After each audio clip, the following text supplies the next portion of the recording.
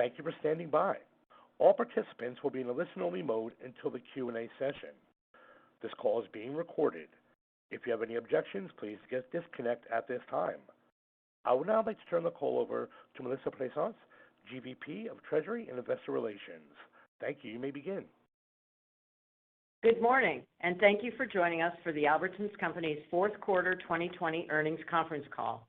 With me today from the company are Vivek Sankaran, our President and CEO, and Bob Diamond, our CFO. Today, Vivek will share insight into our fourth quarter and fiscal 2020 year-end results, as well as review our progress against our strategic priorities. Bob will then provide the financial details of our fourth quarter and full year 2020, as well as our full year 2021 outlook, before handing it back over to Vivek for some closing remarks. After management comments, we will conduct a question and answer session. I'd like to remind you that management may make statements during this call that include forward-looking statements within the meaning of the federal securities laws. Forward-looking statements are not limited to historical facts, but contain information about future operating or financial performance. Forward-looking statements are based on our current expectations and assumptions and involve risks and uncertainties that could cause actual results or events to be materially different from those anticipated. These risks and uncertainties include those related to the COVID-19 pandemic. Additional information concerning factors that could cause actual results to differ materially from those in the forward-looking statements are and will be contained from time to time in our SEC filings, including Form 10-Q, 10-K, and 8-K. Any forward-looking statements we make today are only as of today's date, and we undertake no obligation to update or revise any such statements as a result of new information, future events, or otherwise. Please keep in mind that included in the financial statements and management's prepared remarks are certain non-GAAP measures, and historical financial information includes a reconciliation of net income to adjusted net income and adjusted EBITDA. And with that, I will hand the call over to Vivek. Thank you, Melissa. Good morning, everyone, and thank you so much for joining us today. I want to start today by thanking our associates for their unwavering commitment to take care of our customers, our communities, and each other during every twist and turn of the pandemic over the last year. 2020 was a difficult year for all of us, and our hearts go out to all those directly impacted by the virus. 2020 was also a transformational year for Albertsons Companies. We deepened our relationships with customers and added many new ones through our execution in stores and through online channels. We accelerated digital transformation across our company. Almost every critical capability in our company is now enhanced with or enabled by technology. We delivered our planned productivity target, and we added to it. We further strengthened our culture, learning how to sustain the flexibility and speed that comes with being locally great, while at the same time leveraging the scale benefit that comes with being nationally strong. As I've mentioned throughout the year, our strategy is focused on building deep relationships with our customers. We support this strategy with our differentiated product offerings, anchored in fresh and owned brands, our breadth of assortment so they can complete their shop with us, everyday execution excellence in every store, and a suite of omni-channel capabilities that allow customers to conduct their shopping with us in any way they want. Our enhanced loyalty program is also resonating with customers as we provide them with personalized offerings and drive repeat shopping occasions. As a result of our team's execution, we delivered strong performance in the fourth quarter and record results for the year.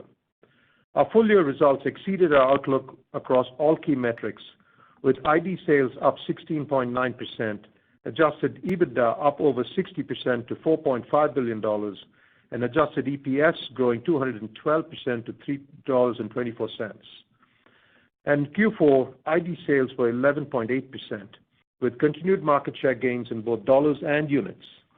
Importantly, growth in Q4 remains strong across our geographies, regardless of the level of COVID restrictions in place, giving us confidence in the sustainability of our competitiveness in the future. Our digital initiatives were a key catalyst for growth. In Q4, digital sales growth accelerated to 282%, with growth of 258% for the full year.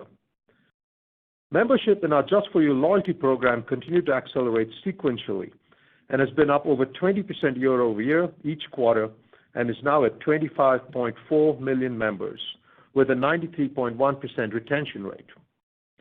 These members have been a key driver of share gains as they spend 2.6 times more than non-registered customers. We've also increased the number of actively engaged customers almost 10%, who spend nearly 5 times more than a non-active customer. We know our retention rate is 34% greater when a household is actively engaged in our loyalty program. We closed 2020 with almost 11 million more identified households shopping our stores than in 2019, allowing us to understand which categories they're purchasing with us for the first time, how often they're coming back to repurchase, how they're progressing up the loyalty ladder, and their incremental spend levels as they migrate from in-store to omni-channel engagement with us. We ended fiscal 2020 with 3 times the number of omni-channel households compared to fiscal year-end 2019. These households spend more with us and are more profitable. We also saw that as customers moved into omni-channel, they also increased their spend in our stores with a net growth of 20% per household and a total spend rate 2 times that of an exclusively in-store shopper. We saw even our most loyal households early last year purchase 2 times the number of categories in our stores than the prior year, for example, in paper goods. And we're able to quickly reward these new category buyers with personalized deals to retain that category spend in our stores. At the start of the fiscal 2020, I shared with you 4 strategic priorities that we are focused on: in-store excellence, accelerating our digital and omni-channel capabilities, driving productivity, and strengthening our talent and culture. Regarding in-store excellence, our ability to create a one-stop shopping experience for our customers has remained a key differentiator for us, supported by the quality, variety, and depth of our fresh and own brands offerings that give us a competitive advantage. In fresh, we continue to see ID sales outpace center store by 300 basis points. Standouts during the quarter were seafood, meat, floral, as customers continue to spend more time at home. This trend continues as we see customers supplementing their weekly stock-up shop, filling in with fresh items in smaller trips during the week. Our own brands portfolio also continues to gain traction, driven by the introduction of new innovative products, as well as our focus on Albertsons' legacy divisions that were historically underpenetrated. Much of the disruption in the supply chain at the start of the year has abated, and penetration continued to improve in Q4 and is now exceeding 25%. We continue to expect own brands penetration to reach 30% in the next few years. With gross margins approximately 1,000 basis points higher than national brands, this should increase our flexibility to grow the business going forward.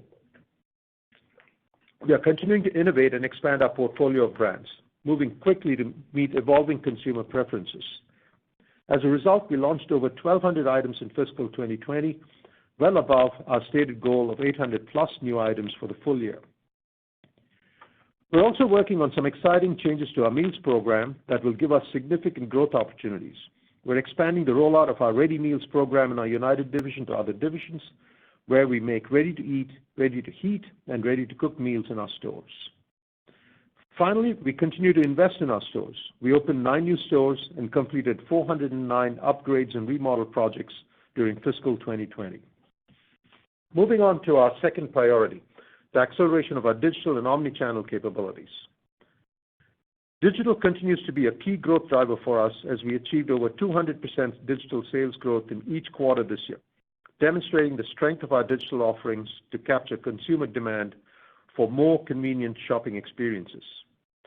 Drive Up and Go grew over 1,000% in Q4 and 865% during fiscal year 2020. We launched 343 new DUG locations in Q4, and DUG is now available in 1,420 stores. This puts us ahead of schedule, and we now expect to have DUG in approximately 2,000 stores with 98% coverage by the end of fiscal year 21, above our prior target of over 1,800 stores. We're also extremely pleased about the profit curve in our digital business, particularly in Drive Up and Go. We are seeing our incremental DUG sales driving flow-through of mid to high single digits, and we expect that to continue improving as our DUG business continues to scale. In 2020, we saw significant acceleration in consumer preferences towards digital, and we drove a step change in our digital offerings to meet this demand. During the year, we invested over $300 million to accelerate our offerings and launch new capabilities. To enhance the customer experience, we've improved our on-time tilling and delivery to 95%, enabling consistent on-time delivery and DUG pickups. We leveraged our loyalty program to provide exclusive events like virtual cook-alongs with celebrity chefs. We began a trial of an automated electric delivery robot powered by Tortoise and continued to pilot a number of walk-up and go options, including walk-up counters, pickup lockers, and standalone kiosks. And we're testing in-market an integrated loyalty and e-commerce app offering an effortless ordering experience through a single interface. And to improve the profitability of the business, we shifted delivery at many of our locations to third-party logistics providers to improve speed and lower costs. We improved our picking software, optimizing and standardizing the picking process to drive cost reduction through increased picks per hour and improved order prioritization. From our 2 MFC installations, as in-stock conditions have improved, we have learned that the labor cost per order can be dramatically reduced without compromising the breadth of assortment and the customization a customer can get from our store. We're opening our 3rd MFC this week and have plans for an additional 6 before the end of our fiscal year, bringing our total to 9 MFCs. Our 3rd strategic priority is driving productivity to support reinvestment in the business and help offset inflation. We achieved approximately $500 million in gross productivity savings in fiscal 2020 as a result of our actions, with large contributions from indirect spend, labor productivity, and shrink reduction. Given our progress to date and incremental opportunities we see ahead, we now expect to exceed our goal of $1 billion in gross savings by the end of fiscal year 22 and have increased our cumulative target to $1.5 billion.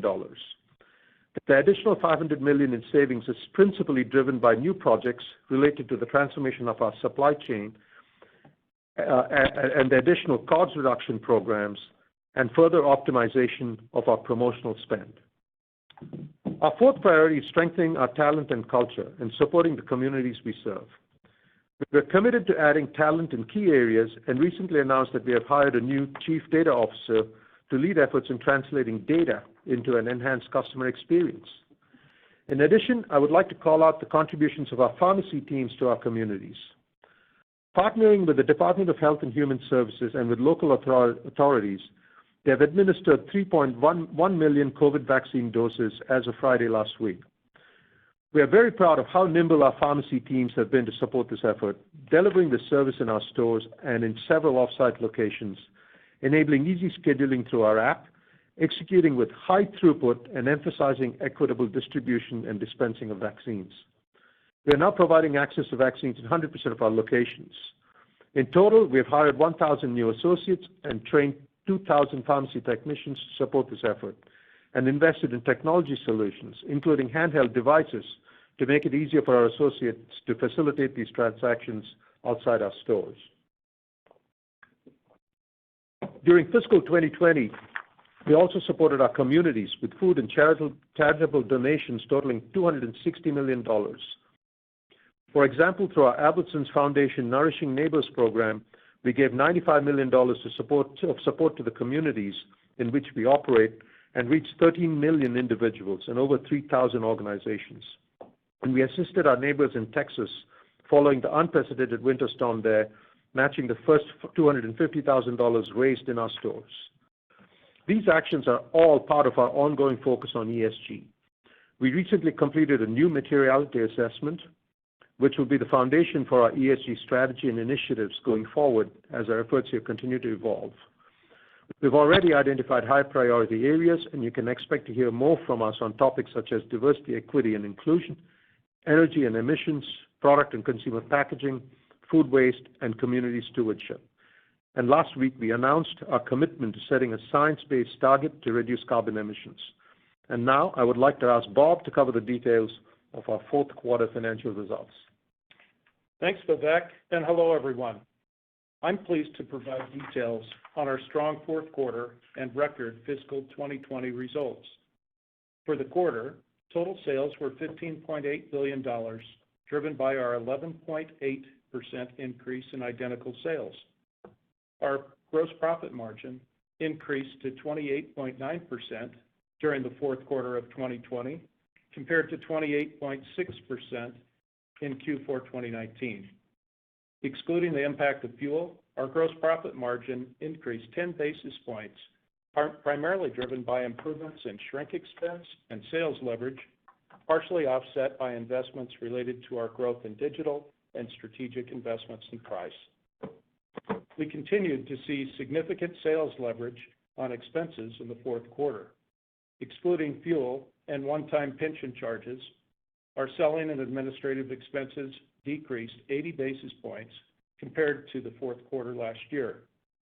Incremental COVID costs during Q4 totaled approximately $110 million.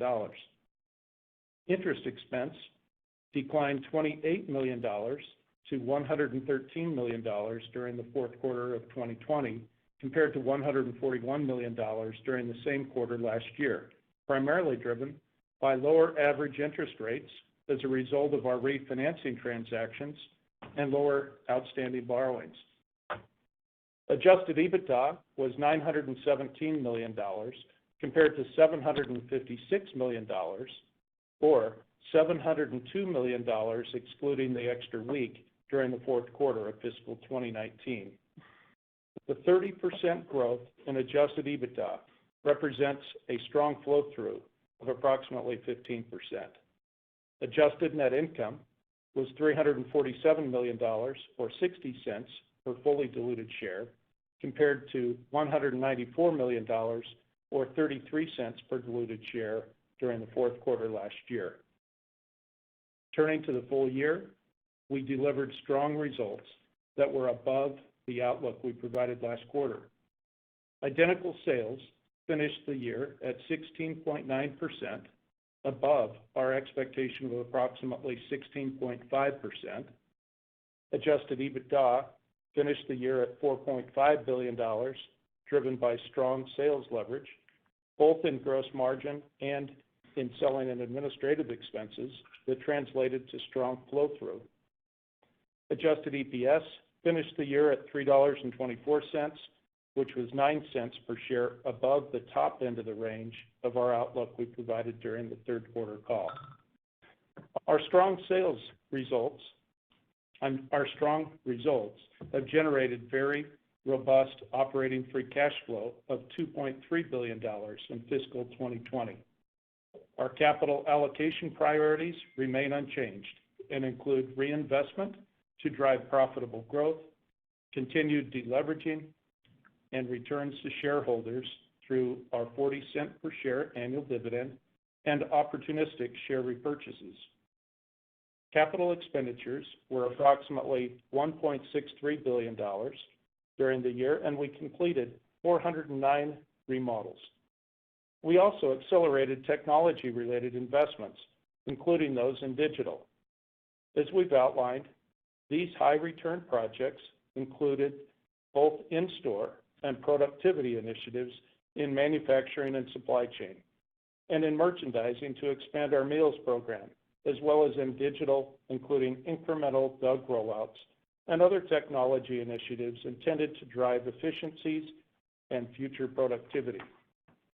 At the same time, we generated asset sale proceeds of approximately $161 million as we continue to actively manage and selectively monetize our real estate portfolio. We made significant progress in delevering the balance sheet and reduced our debt during the year by $400 million and refinanced debt at very attractive rates. These actions will save the company approximately $77 million of interest expense on an annualized basis. Given these actions and the strength of our cash flows, our net debt to adjusted EBITDA ratio is now 1.5 times on an LTM basis. Finally, we completed stock repurchases of $119 million under the company's $300 million authorization in fiscal year 2020. Turning to the outlook we provided this morning on fiscal year 2021, I'd like to provide some details and color. As you know, because of the way 2020 played out, with some of the pantry loading we saw early in fiscal 2020, we think it's appropriate to provide guidance through a two-year lens against 2019 to show the step change improvement in our business. We expect identical sales on a two-year stacked basis to be in the range of approximately 9.5% to 11%. We expect adjusted EPS in the range of $1.95 to $2.05 per share, which represents over 37% compound annual growth compared to 2019. We expect adjusted EBITDA in the range of $3.5 billion to $3.6 billion, representing compound annual growth of 13% at the midpoint of our range compared to 2019. We also expect to spend $1.9 to $2 billion in capital expenditures, which includes incremental capital for high ROI projects that include in-store remodels that will have near-term paybacks, as well as our continued acceleration of digital and technology investments. The implied growth in sales and related flow-through to EBITDA on a two-year basis on this guidance continues to be industry-leading, even as we continue to make investments designed to drive long-term sustainable growth. As you think about the year, we want to point out a couple of items that will impact the cadence of the annual guidance within fiscal 2021. As you know, fuel margins spiked significantly during the onset of COVID-19, and as such, we expect fuel to be a headwind during the first quarter of approximately $50 million. In addition, the incremental productivity savings that Vivek mentioned will be ramping up and more heavily weighted to the second half of fiscal 21, enhancing our confidence in achieving our EBITDA and EPS goals. Before I turn it back to Vivek, I want to spend a brief moment to discuss the impact of the American Rescue Plan Act on our multi-employer pension plans, in which $86 billion were earmarked for underfunded multi-employer pension plans. The net effect of this legislation safeguards and protects benefits of the retirees in these plans for at least the next 30 years. In terms of the impact to Albertsons companies, the multi-employer plans that are classified as critical or critical and declining are likely to be eligible for some level of relief under the special financial assistance through ARPA.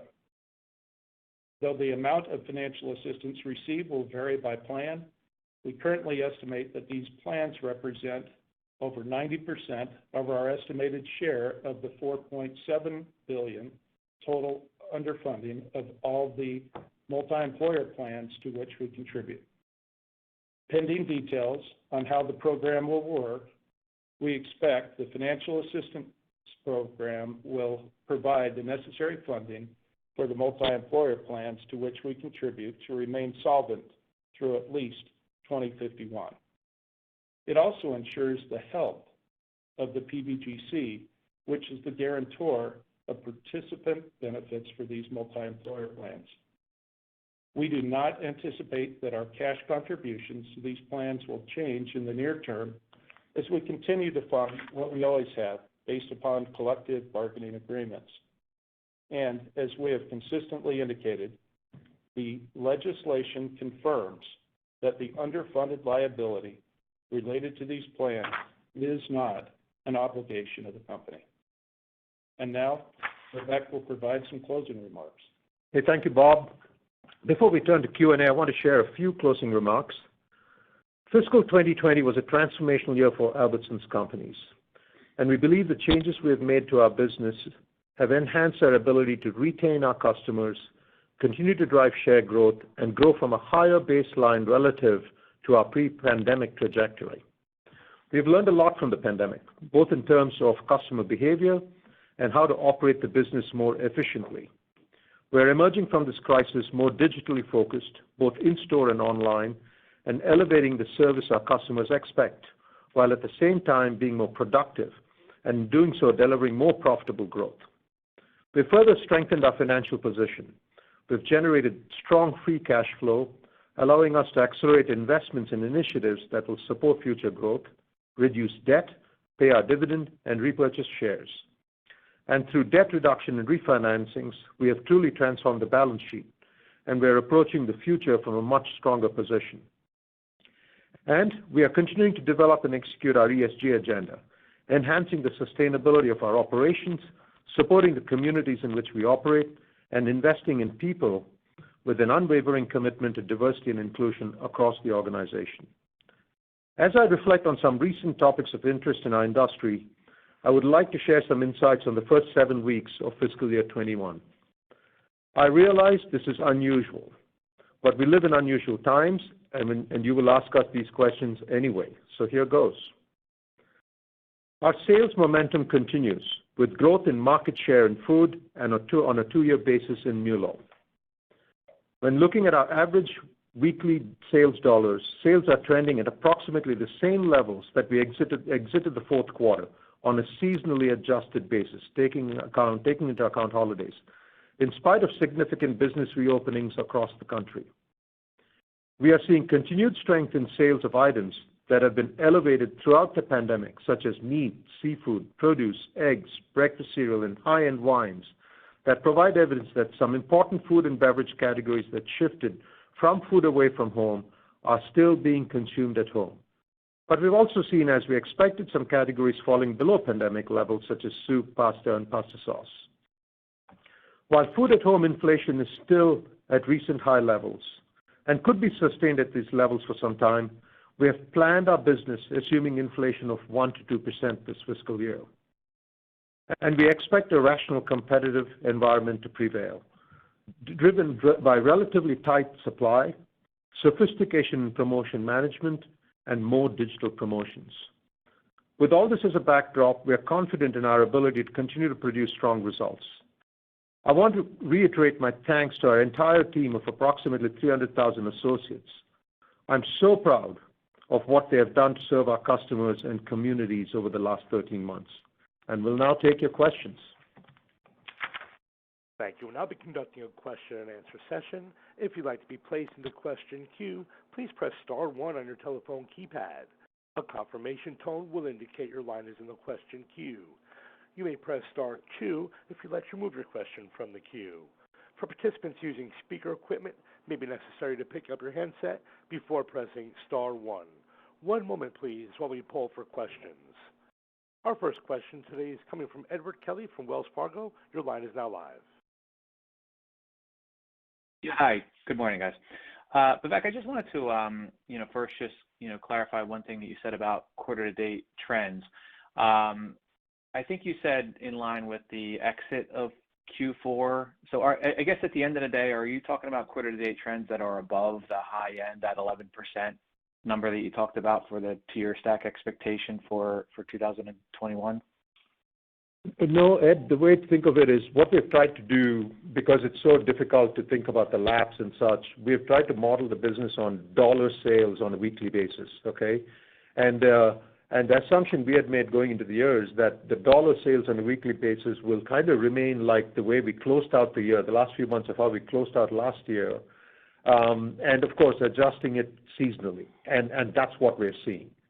So, Bob, would you add anything to that from a stack standpoint? Yeah, from a stack perspective, there will be some differences by quarter, but we think the right way to try to make sure that we forecast the quarter is, as Vivek suggested, which is taking a look at the absolute sales dollars and trend those forward, and that's what we've done to begin the year.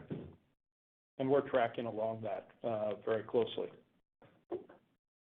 Okay, and just thoughts around, how you think about the cadence of the IDs throughout the year, if we're back to this like 9.5 to 11% stack, I would assume that we have some deceleration in the back half. Like, how are you thinking about the cadence of that?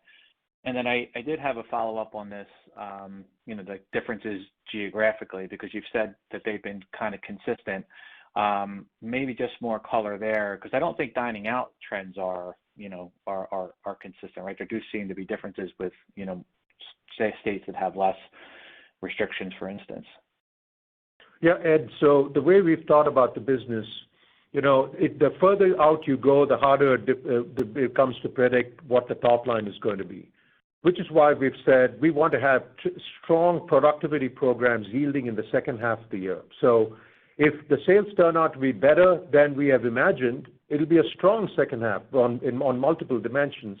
But we've made sure that we have that cushion of productivity in the second half of the year. Now, on your second point, in terms of geographic, in Q4 we certainly didn't see it. But what happens when you get into Q1, you're seeing some very big differences in laps across regions, right? So part of it, so we're going through a very noisy period right now between what happened last year and what's happening now. So I'm not going to conclude that we are not going to see differences in reopenings this quarter. What the statement we made in the discussion was about last quarter. Okay. And then just last one for you, the incremental $500 million in cost saves, can you just provide a bit more color around where they came from? And then, I assume some of this maybe gets reinvested in the business. How do we think about, sort of like what's reinvested, what's not, and the priorities there? Yeah, so let's start with that philosophy. Ed. When we generate productivity, there's always productivity that's going into reinvesting in the business to make us stronger, be ahead on capabilities, and there's some productivity that's always there for a rainy day, right, to take to the bottom line. That's how we think about it, and we'll always have that mindset in this business. And so now let's talk about the $500 million. I would frame it this way. One of the great things about our company is that we are incredibly locally nimble.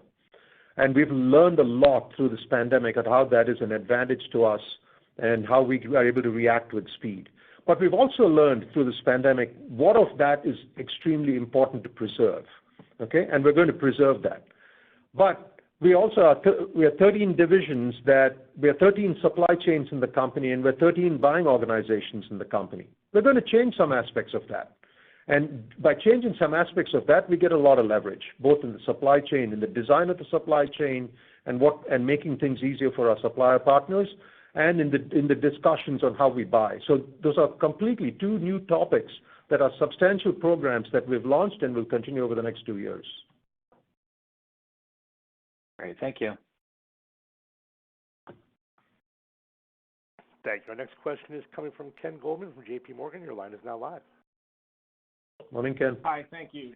Hey, good morning, everybody. I wanted to follow up on Ed's question, but not from this quarter, from last quarter when Ed asked, I think, about the gross margin.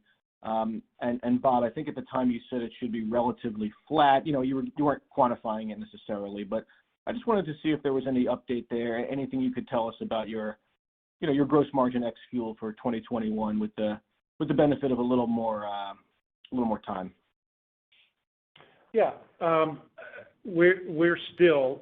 First of all, I'll start off a little bit with the comment that Vivek just made. Because of some of the productivity initiatives that we have, we actually generate tailwinds, as we call them, to our gross margin. And so because we have that benefit, we do feel confident that kind of overall we're going to end up with gross margin for fiscal 21 to be directional to what we saw here for the full year in 2020. Now, it won't necessarily be exactly the same cadence by quarter because there were some kind of big swings in the first couple of quarters, so you need to kind of seasonalize that to a typical year.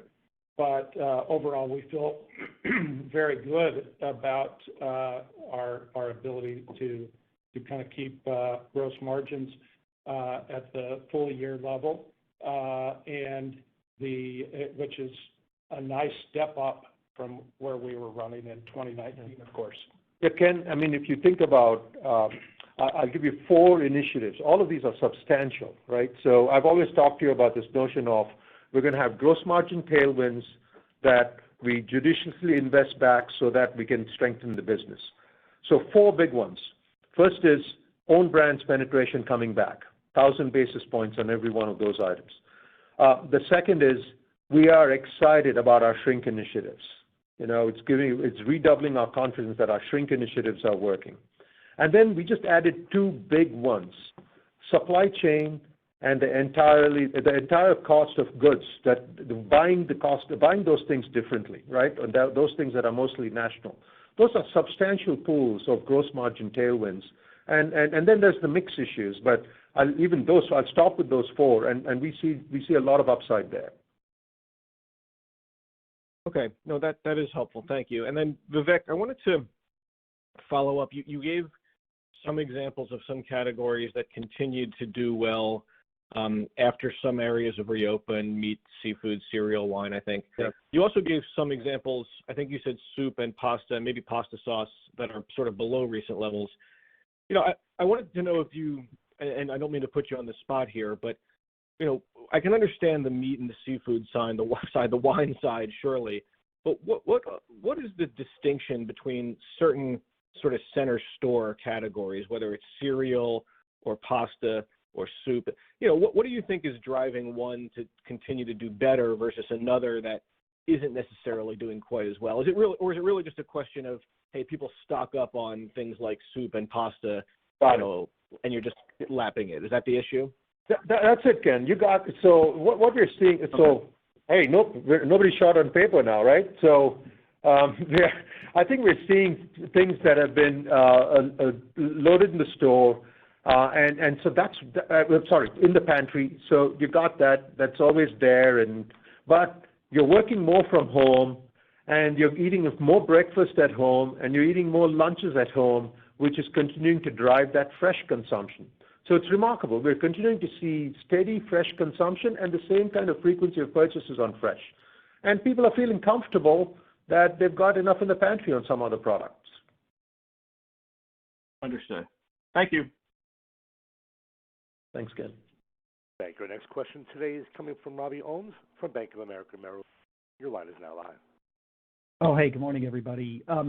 You know, Vivek, I was hoping you could talk a little bit more about the 1 to 2% food at home inflation assumptions that you guys are thinking about for this year, and maybe, you know, weave into that. A lot of the CPG companies have obviously been talking about pushing through, you know, a fair amount of price increases this year. You know, how does that play out in your thinking? And maybe about, you know, you guys mentioned the press release strategic price investments that you made this quarter. You know, how are you thinking about price investments this year? And, you know, we're seeing the competitive promotions are coming back within the industry. You can see it in the Nielsen data. You know, maybe you could just tell us about the scenarios you've been thinking about for how food inflation could play out this year. Yeah, so Robbie, let me give you some context, and then I'll have Bob add color to it too. So the 1 to 2% is a planning assumption, and we like that because we know we can, at a 3 to 4% inflation, it's a better thing for our business, right? It's a better outcome in our P&L. So we plan at the 1 to 2% and then see how, and then go from there. We're seeing a 3 to 4% inflation, like you've all seen it. Now, I have no idea where the inflation is going to land.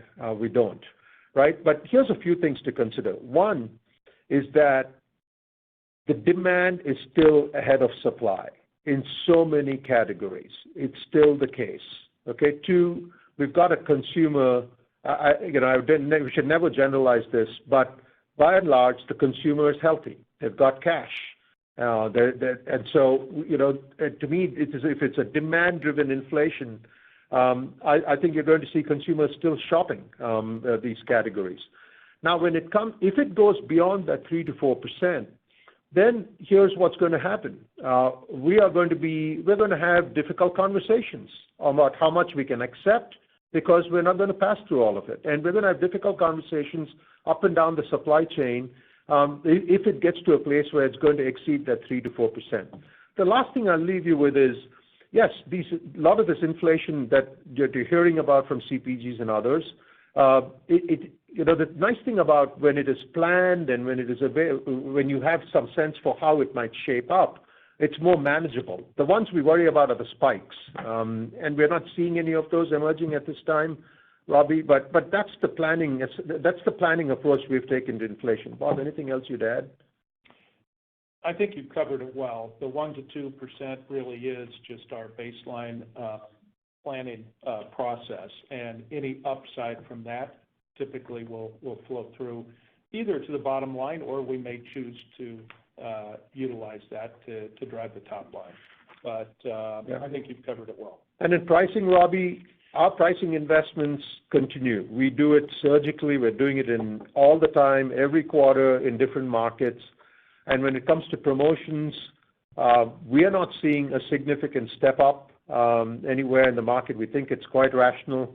And we're all going more digital. So it's not going to see a big step up in the Wednesday flyer from 4 pages to 10 pages. That's really helpful. And just a quick follow-up on the DUG profitability. It sounds like you're feeling better about it, going forward. Is that more about efficiencies you figured out on executing that's made it a lot more profitable at the store level, or are you seeing something on the MFCs working that makes you feel like you maybe figured something out there? Both. So what happens with DUG is as you see the orders per store going up, you can literally see the labor cost curve, right? It comes down pretty rapidly. It's an exponential curve, and so you see that, so when you get to a certain level of orders per store, your labor cost becomes better, and we're starting to get to that, right, in many of our stores. The second thing we've done, we've launched new picking algorithms, and the other thing, when you get a lot more scale, your picking becomes more efficient, right? That's why your cost comes down. We've got new picking software in place, and the third thing we're seeing is that as things get better in stock, right, and you're not having to go out of the MFC to go pick in the store, you're seeing better efficiencies in the MFC itself. So we're adding all these up, Robbie, and starting to feel really good that DUG can be a profitable engine within the e-commerce offerings that we have. That sounds great. Thanks so much. Thanks, Robbie. Thank you. Our next question today is coming from Simeon Gutman from Morgan Stanley. Your line is now live. Hey, Simeon. Hi, guys. This is actually Michael Kessler on for Simeon, but thanks for that. Okay. First question actually on your guys' kind of promotional strategies, and you've talked a lot about being more targeted and surgical with high-low, and I'd just love to get an update on the progress you guys have made. Are there any, examples you can point to, and maybe, if you have kind of an inning or kind of a roadmap for how that plays out, and also how does that kind of interplay with the price investments that you guys just spoke to and how that's trending? Yeah, so think of two different things that we're doing. One is we have now all our promotions are made on one platform across the company, okay? And it's a platform that our merchants access, and because it's all technology and we can see the data, our pricing team can look at the totality of the promotions and get a sense for where people are heading. So what that does is allows us to maintain that local nature of being reactive and appropriate in a market, yet being able to see the full picture from here because we're now on one technology platform. So that's tremendously helpful. The second thing I mentioned to you is that we now have 25.4 million people on Just For You. And so we've just added another 1.1 million just last quarter. And those 25.4 million people get promotions targeted to them. Right? We can access them. They can access it digitally. We access them digitally. So at the underlying all of this promotions is a technology capability, right? So on the second one, we've had it for a long time. We just get smarter and smarter about using it. The first one I mentioned, we rolled it out during the pandemic. We rolled it out, and we are continuing to improve it. On that one, I'd say if that was a baseball game, we're probably not in our third inning there, right? We have a lot more to go in terms of optimizing it. Great. That's very helpful. Thank you. And a follow-up actually on Robbie's question drive up and the profitability there, and the comments I think Bob you made or one of you guys made on mid to high single digits flow through on that. I guess number one, is that on an EBIT basis? And I'd love to hear maybe some of the assumptions that you guys have kind of used, whether as far as incrementality, how that's factored into that number. And I guess also, does that kind of imply that given the incremental cost of delivery versus drive up, that delivery is more like maybe flattish or even loss making? I guess how you guys are thinking about it, looking to improve that, or is that something where it's kind of the reality of the business as it stands right now, and right. You're willing to accept it for the sales? Yeah, let me provide a little bit of context, and I'll have Bob talk to you specifically about the flow through and the EBIT piece. You're right. The delivery business is not profitable. The DUG business is, because it's harder to recover the delivery cost. And as you know, though, we just have shifted a lot more of that where we're using third parties, and so we are on a path to improve that side of the business.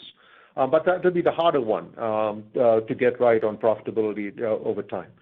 Now, here's the other thing. Yes, we are excited about the incrementality, and we can see incrementality because we know the customer. We know that she spent $100 with us typically, and now she's spending $125 with us.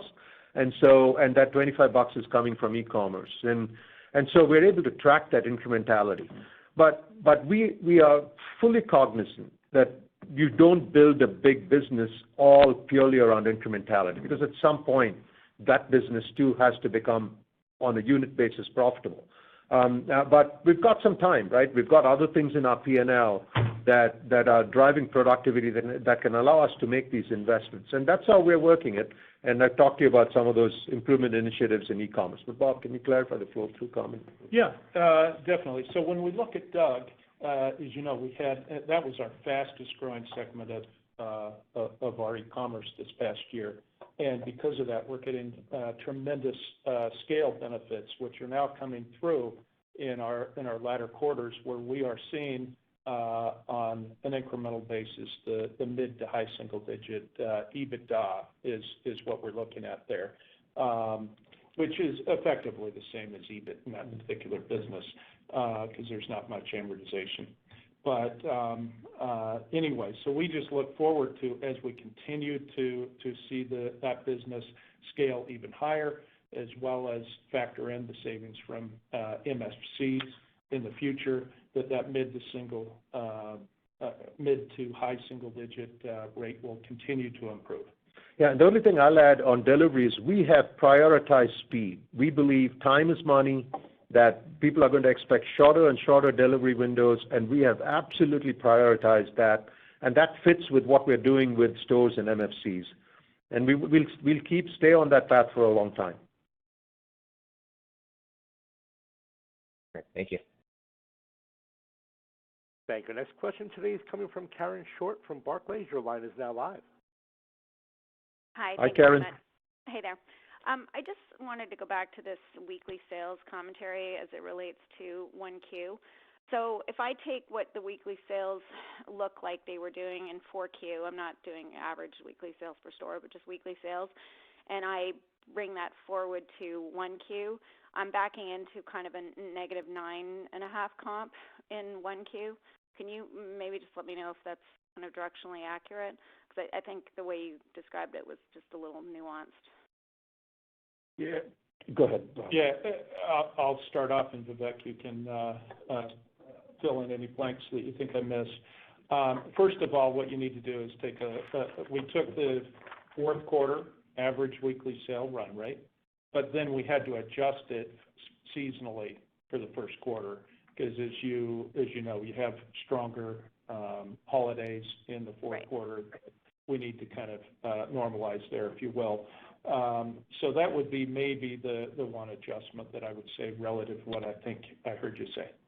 Yeah, and I'd rather not comment on comps at this time, Karen, but we wanted to give you some sense for the momentum in the business by giving you at least that additional information for this Q1. Yeah, and the other thing that we feel really positive about is it's not only the continued momentum there, but we're also seeing the continued momentum of market share gains. Yes. Right. No, that's helpful. I just wanted to make sure because it was a very nuanced comment. And Yep. then I wanted to just clarify, so when we look at EBITDA, by my math, I think the right number, total COVID costs embedded in the 2020 EBITDA number was $875 million. So can you just confirm that? Because I guess what I'm trying to look at is when I look at the midpoint of your guidance, call it $3.55 billion for 2021, I'm kind of trying to think intellectually about how that should compare to the 4.524 that you reported, because presumably that $875 million goes away in 2021, or doesn't increase. So like net, it's a net flat number, right? Yeah, I think you're directionally correct there. Remember that the first quarter had the biggest chunk of it, right? We had announced that we had roughly $600 million in the first quarter. I think we added back a small portion of that, but that was directionally the number there. And then we had an additional just over $100 million per quarter after that. Okay. And then, sorry, two housekeeping questions. I don't know if you did give us fuel in terms of the impact in 1Q. Is there any way you could give us fuel for the year in terms of what you thought was outsized in dollars? And then the second question I had is just on this Hero Pay initiative in California broadly. How have you factored that into your guidance? Yeah, I'll first take the fuel piece. Our intention was not to provide quarterly guidance for fuel or any other lines, other than we wanted to call out that fuel was going to be a headwind in the first quarter. I would say for the year, it's directionally that amount of headwind for the full year. So the impact is really a first quarter primary event. There's certainly smaller impacts by quarter, but I prefer not to try to list what those are that kind of net out. Yeah, and the hazard pay that we're seeing in certain pockets of the country, Karen. Look, those are we think that those will abate as people get vaccinated, and I don't want to say it's not material, but it is part of our planning, and we are going to absorb it. Great. Thanks very much. Thank you. Our next question is coming from Beth Reed from RBC Capital Markets. Your line is now live. Hi, good morning, guys. Just a couple quick ones. On your ID sales guide, what are the embedded expectations for share gains in that? And then just wondering if you could comment on any potential impact from stimulus on quarter-to-date trends. Yeah, as far as your first question on market share gains, I mean, we would hope that we'll continue to see the trend that we're seeing now. That's kind of a hard one to predict as we move forward, though. Yeah, the thing with share gains is we had such a tremendous year in 2020, and so if you look at it on a one-year stack, it just becomes difficult. It'll be likely that we would. Share will look negative, but what we've looked at is on a two-year basis, and on a two-year basis, there's substantial share gains, and we're seeing that happening even through the first part of this quarter. So, and then on the stimulus, what's interesting is that when we look at different segments of our shoppers, let me stay with income for now. We continue to see. We haven't seen a dramatic shift in consumption patterns for lower income households. If the stimulus mattered to them, we were doing better with them pre-stimulus, and we continue to do well with them. So I haven't seen a substantial change from the stimulus itself, at least for us. Okay, thank you. That's helpful. And then just going back to the gross margin for a second, can you talk a bit about some of the mix improvements that you've been seeing there and how you see those playing out over the course of the year? Yeah, mix improvement is a very deliberate approach we take, right? And that's been historical at the Albertsons Company. It's simple as something that, sell a cut watermelon or cut asparagus instead of a whole watermelon. And so those initiatives, we continue to find new ways of doing those types of things. The meals initiatives that we are rolling out are, again, gross margin enhancers. The own brands are gross margin enhancers. When you do well in fresh, and we continue to do well in fresh, that's a gross margin enhancer. Notwithstanding all of the other things that I talked about that are productivity oriented, right? So I come back to both your questions and others on gross margin. We believe that we have plenty of tailwind. Got it. Thank you. Thank you. Our next question is coming from Scott Mushkin from R5 Capital. Your line is now live. Hello, Scott. Thanks. Hey, good morning. Thanks for taking my questions. I wanted to talk a little bit about the store environment as you grow pickup and delivery. How do you keep the store environment, good for people to actually want to come into the store? And then, you're probably rotating labor from customer-facing activities to picking activities. And I wanted to see how you guys are attacking that issue as well. Scott, we're not doing the latter, right? We're not saying, hey, we're going to sacrifice service in one part of the store to support another part of the store. So when it comes to the front end, we have, it's a completely different system that allocates what labor needs to go to a front end of a store. It's based on historical and predicted demand, and we do that. And we hold people to that standard on that front.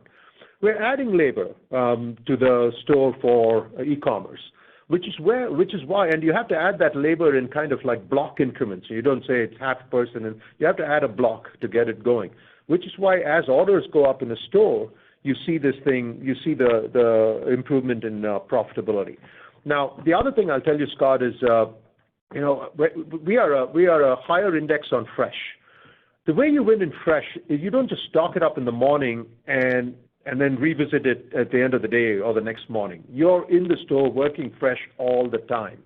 And so part of that is a labor model that allows us to be great at fresh, right? And by the way, that same philosophy exists in much of the store. So in our stores, you'll see people working the store through the day so that the store remains fresh and stocked, even while people are picking the store. And so that's the philosophy we've taken. We've not run into that issue yet where a store is depleted or overcrowded for e-commerce. Okay, thanks. And as a follow-up to this question, the Wall Street Journal had an article talking about the competition for labor.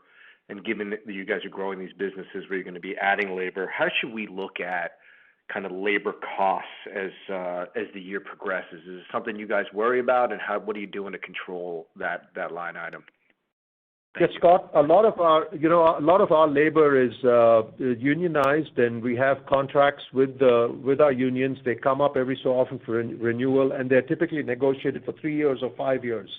And so a lot of our wages are, in that sense, predictable. And so we really focus a lot more on hours.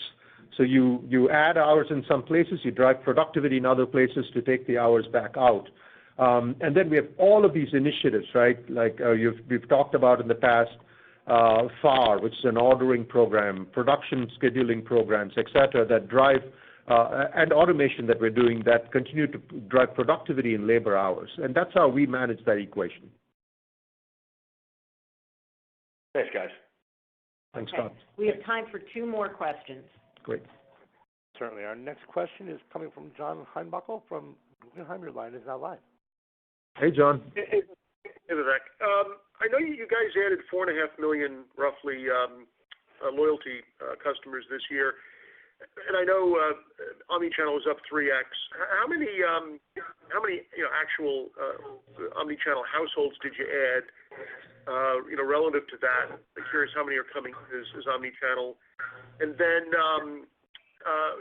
how big is the omnichannel customer base today as part of that 25.4 million? Yeah, John. Let me put it this way. Our mix of e-commerce has improved dramatically, but we're still behind some others, right? And that's why we are going to continue to invest in this business because we know that it's resonating. We haven't parsed out those numbers that you just asked me about, but we are excited about the growth rate. We know who they are, and we're going to continue to invest in it so the e-commerce business becomes a bigger mix. We've got a few points of catch up to do on that. And I think you said the 11 million, that was total customers? Identifiable. Yeah, identifiable. So that's pretty good, right? Because we know because they're identifiable, we know what they're buying. We know what they're buying, whether they're going to engage in e-commerce. So that's the part that we're excited about. It's 11 million identifiable customers. That you added, and the 4.5 million were loyalty, right? So you still, that's right. In theory, I guess, of that 6.5 million that are identifiable but not loyalty. How do you go about them to be loyal customers, and how optimistic are you that you can do that? And yeah, our loyalty team is now expanding the way they're thinking about it, John. It used to be that our loyalty program was primarily had a financial incentive. It was rewards on fuel or pricing. And now we're starting to open up other things that you'll see us launching in the market so that we can get more of those other 6 million customers engaged in the loyalty program. Price isn't the answer for everybody. Some people care about convenience. Some people care about experiences. And that's what we're going towards. Okay, thank you. Thanks, John. Thank you. Our next question is coming from Rupesh Parikh from Oppenheimer. Your line is now live. Good morning. Thanks for taking my question. Going back to your CapEx guidance, so this year you guided for an increase in CapEx of 1.9 to $2 billion. As we look forward, should we think about this as the new base level to think about, future years as well? No. Don't think of it as the new base level. We would. Recall we were at about a 1.5 billion in the past, and we would keep it to that ratio percentage of sales. About say 2.5% of sales, what you should expect in the long run algorithm for us. We're just being opportunistic here. When we have the cash, we're pulling forward initiatives that we know are clear ROI winners, right? So we've done that. And then we're in that 1.9, you'll see a substantial investment in our digital agenda, building digital capabilities around the company so we can monetize all those things I just told John about, those 11 million additional customers. Great. And then maybe just one follow-up question on free cash flow. I think this year there's going to be some specific items that may weigh in your cash flow, such as that payroll tax deferral. So, Bob, just curious if you can just share any other discrete items we should be thinking about on the free cash flow side for this year. You're correct on the free cash flow side, or on the CARES Act. That was about just over $200 million that we'll have to pay back in the fourth quarter of this year. Outside of that, there's really nothing out of the ordinary. Okay, great. Thank you. Thank you. We reached the end of our question and answer session. I'd like to turn the floor back over for any further or closing comments. Very good. Thank you, everyone, for participating today. Wanted to point out that there is an infographic that has been made available on our website summarizing many of the statistics from this call today. And if there are any follow-up calls, Cody and I will be available over the course of the day and the rest of the week. Thank you so much. Thank you all. Thanks. Bye-bye. Thank you. That does conclude today's teleconference and webcast. You may disconnect your line at this time and have a wonderful day. We thank you for your participation today.